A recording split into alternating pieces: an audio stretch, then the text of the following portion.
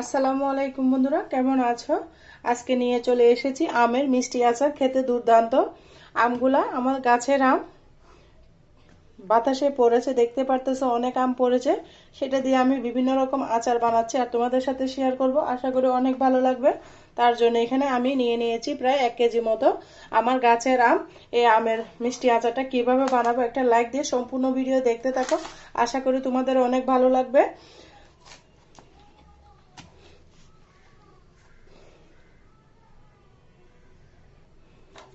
দেখতে পারতেছো আমের আটি কিন্তু এখনো বাদে নাই। কিভাবে আমি আমের আচারটা বানাবো সম্পূর্ণ ভিডিও দেখতে থাকো বন্ধুরা। আমটাকে আমি কুশাসও কেটে নিচ্ছি। তোমরা চাইলে কুশাস ছাড়িয়ে নিতে পারো, যেহেতু কচি আম সেজন্য আমি কুশাসও নিয়ে নিচ্ছি। খেতে অসাধারণ লাগবে। কিভাবে কাটতেছি দেখি হয়তো বোঝা যাচ্ছে। নিজের গাছের জিনিস দিয়ে কোনো কিছু বানানোর মজাই আলাদা। ঝড়ে কিন্তু গাছ থেকে প্রচুর আম পড়ে, তাই এরকম বিভিন্ন রকম আচার বানিয়ে তোমরা সংরক্ষণ করে রেখে দিতে পারো। নিজেদের গাছ থাকলে বাজার থেকেও কিনে এনে আচারগুলো বানিয়ে রাখতে পারো। খেতে কিন্তু অসাধারণ লাগে। এভাবে রাখলে রোদে দেওয়া ঝামেলা ছাড়াই কিন্তু সারা বছর আমের আচারটা তোমরা সংরক্ষণ করতে পারবে। কিভাবে আমি আচারটা সারা বছর সংরক্ষণ করতে দেখাবো, তোমরা সম্পূর্ণ ভিডিও দেখতে থাকো। ভিডিওটা স্কিপ করবে না, স্কিপ করলে হয়তো ভিডিওর কোনো অংশ বাদ পড়ে যাবে। তার জন্য আমি সম্পূর্ণ আমটা কেটে নিচ্ছি।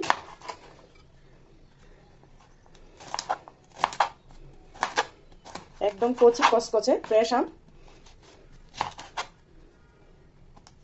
আটিটা অবশ্যই ফেলে দিতে হবে, নাহলে কিন্তু আচার নষ্ট হয়ে যাবে। কাঁচা আমের টকের রেসিপি আছে, তোমরা চাইলে চ্যানেলে যেয়ে ঘুরে আসতে পারো। আরো বিভিন্ন রকম আচার আমার চ্যানেলে আছে।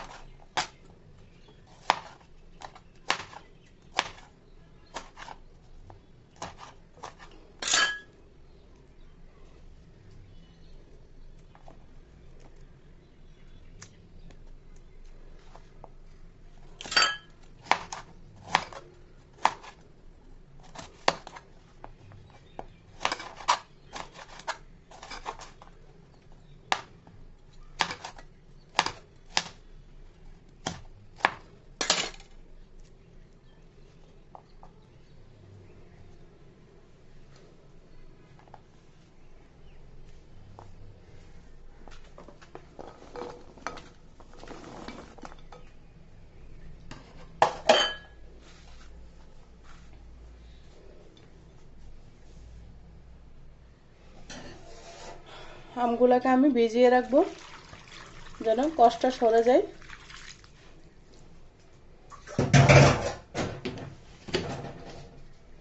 লবণটা দিয়ে দিব। লবণটা দিলে আমের কষ গায়ে থেকে তাড়াতাড়ি কিন্তু আমের কষটা ছেড়ে দেবে। দেখতে পারতেছো কত সুন্দর লাগতেছে আমগুলা। সুন্দর করে আমি কেটে নিয়েছি। 5 মিনিট মতো ভিজিয়ে রাখবো।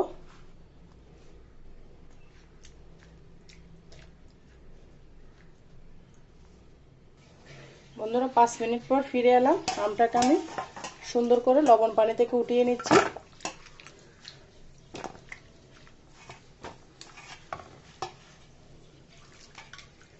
আগে থেকে আমি আমটাকে ভালো করে ধুয়ে নিয়েছি, লবণ পানিতে 5 মিনিট ভিজিয়ে রেখেছি, কষটা সেরে দিয়েছে। এ পর্যায়ে আমি চুলার মধ্যে চলে যাচ্ছি। বন্ধুরা দেখো, আমটাকে আমি সুন্দর মতো চিনি দিয়ে দিয়েছি এখানে পরিমাণ মতো। যেহেতু মিষ্টি আচার সেজন্য লবণ দিয়েছি পরিমাণ মতো। সামান্য দিয়ে দিব ভিনিগার, আচারটা যেন ভালো থাকে তার জন্য ভিনিগারটা অবশ্যই দিবা, তাহলে তোমাদের আচারটা অনেক ভালো থাকবে। সুন্দর করে চিনি মিশিয়ে নিচ্ছি। এভাবে অল্প মশলা দিয়ে ঝটঝলতি করে এই আমের সিজনে যদি আমটা বানিয়ে নিতে পারো বন্ধুরা, তাহলে সারা বছর তৃপ্তি করে খেতে পারবা। এতটা মজা। আমার বাচ্চারা কিন্তু অনেক পছন্দ করে মিষ্টি আচার, তাই তাদের জন্য মিষ্টি আচারটা বানাচ্ছি। চিনিটা এভাবে গলে যাবে সুন্দর করে। আর বন্ধুরা, আমার চ্যানেলে যদি নতুন বন্ধু হয়ে থাকো, আমার চ্যানেলটিকে সাবস্ক্রাইব করে দিই, বেল আইকনটি অন করে দিবে, সবার আগে ভিডিওটা তোমার কাছে পৌঁছে যাবে। এতটা সহজভাবে সব রেসিপি আমার চ্যানেলে আছে, চটজলদি করে দেখে নিতে পারবে। চিনিগুলো মেখে আমি 1 ঘন্টার জন্য রেস্টে রেখে দিব। চিনি থেকে পানি ছাড়বে। এই পর্যায়ে আমি একটা মশলা করে নিব, দেখতে থাকো সম্পূর্ণ ভিডিও। বন্ধুরা, মশলার জন্য এখানে আমি দিয়ে দিয়েছি পাঁচফোড়ন। পাঁচফোড়নটা দিলেই কিন্তু একসাথে সব মশলা থাকে এই পাঁচফোড়নের মধ্যে। হালকা করে আমি টেলে নিব, দেখতে পারতেছো।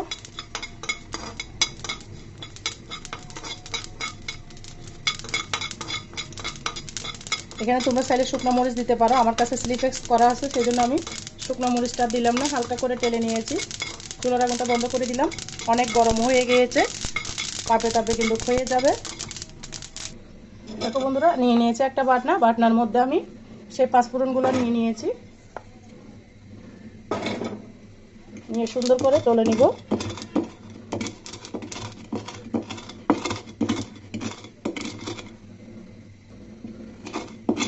দেখো বন্ধুরা, হাত ভাঙা হয়ে গিয়েছে, এতটা মজা।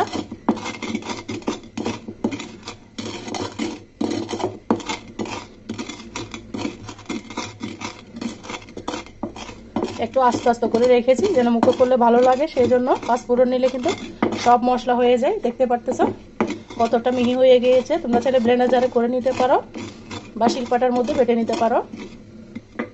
দেখো বন্ধুরা, আমি 1 ঘন্টা পরে ফিরে এলাম। কতটা পানি ছেড়েছে আচার থেকে দেখতে পারতেছো। এই পর্যায়ে আমি চুলার মধ্যে চলে যাব। দেখো বন্ধুরা, একটা পাতিলের মধ্যে আমি সম্পূর্ণ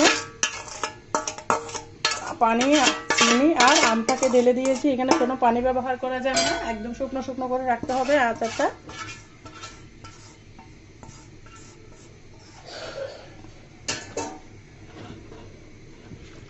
আমি কিন্তু মশলাটা করে নিয়েছি। আচারটা হতে হতে তোমরা সম্পূর্ণ ভিডিও দেখো কিভাবে আমি আচারটা বানাবো, কখন মশলাটা দিব। ভিডিওটা স্কিপ করবে না, স্কিপ করলে হয়তো কোনো অংশ বাদ পড়ে যাবে। এই পর্যায়ে আমি ঢাকনা দিয়ে ঢেকে দিব। ফিরে আসতেছি 5 মিনিট পর। দেখো বন্ধুরা, ফিরে এলাম 5 মিনিট পর। দেখতে পারতেছো কত পানি ছেড়েছে আম থেকে, চিনি থেকে, একদম পাতিলটা ভরে গিয়েছে। পানিটাকে কিন্তু একদম শুকিয়ে নিতে হবে, যেহেতু আমি মিষ্টি আচার বানাবো, এখানে কোনো চিনির পানি রাখা যাবে না, শুকিয়ে নিতে হবে। আর বন্ধুরা, যারা ভিডিও এতটুকু এসে গিয়েছো, একটা লাইক দিতে ভুলে গিয়েছো, একটা লাইক দিয়ে দেখো বন্ধুরা, আমার আচারটা একদম জাল দিয়ে 10 মিনিট পর আমি ফিরে এসেছি প্রায়। দেখো বন্ধুরা, একদম পানিটা শুকিয়ে নিয়েছি। এই পর্যায়ে করে রাখা সেই মশলাগুলো আমি দিয়ে দিলাম। দিয়ে দিয়েছি সামান্য পরিমাণে চিলি ফ্লেক্স, যেহেতু বৃষ্টি আচার বেশি দিনে সুঘ্রাণের জন্য দিয়েছি। দেখতে পারতেছো একদম পানিটা শুকিয়ে আচারের সুন্দর একটা গ্রেভি নিয়ে এসেছি। এই পাঁচফোড়নটা দিয়ে আর বেশিক্ষণ জাল দিতে হবে না, তাহলে পাঁচফোড়নের ঘ্রাণটা নষ্ট হয়ে যাবে। নেড়ে চেড়ে আমি আচারটা নামিয়ে রাখবো।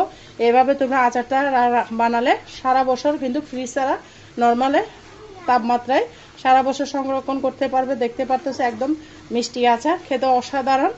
আঙ্গুল চেটে পুটে খাওয়ার মতো একটা আচার বানিয়েছি। দেখতে পাচ্ছ কতটা সুন্দর গ্রেভি এসেছে। পরিবেশন করে আমি তোমাদেরকে দেখিয়ে দিচ্ছি।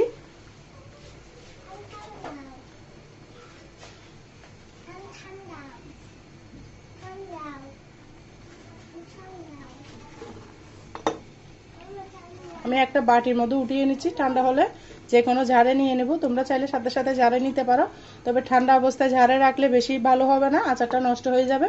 সেই জন্য একদম নর্মাল তাপমাত্রায় আসলে আচারটা তোমরা ঝাড়ের মধ্যে ভরে রাখবে। যে কোনো কাচের বয়মে রাখলে আচারটা দীর্ঘদিন ভালো থাকবে।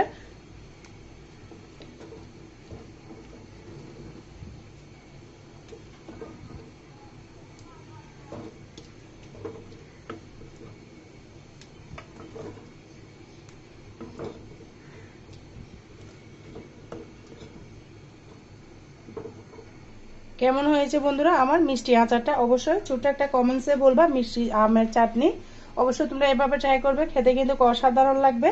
এই আমের সিজন থাকতে থাকতে এই রেসিপিটা একবার হলে বানিয়ে নাও, খেতে দুর্দান্ত, এতটা মজা, এতটা হেলদি, যে কোনো কেউ আঙ্গুল চেটে পুটে খাবে। এই আচারটা তোমরা একবার হলে বানিয়ে নিবে, এভাবে সারা বছর সংরক্ষণ করে রাখতে পারবে কোনো মশলা ছাড়া, চটজলদি অল্প উপকরণ দিয়ে এই কাঁচা আমের চাটনিটা একবার হলে ট্রাই করবে।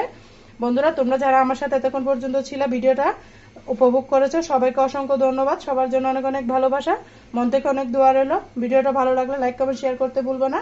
আজকের মতো আমি এখানেই বিদায় নিচ্ছি, পরবর্তী যে কোনো ভিডিও নিয়ে তোমাদের মাঝে আবার হাজির হব ইনশাল্লাহ। ততক্ষণ পর্যন্ত সবাই ভালো থাকবে, সুস্থ থাকবে, আমার জন্য আমার পরিবারের জন্য দোয়া করবে। আল্লাহ হাফেজ। আসসালামু আলাইকুম রহমতুল্লাহি ওয়া বারাকাতুহু।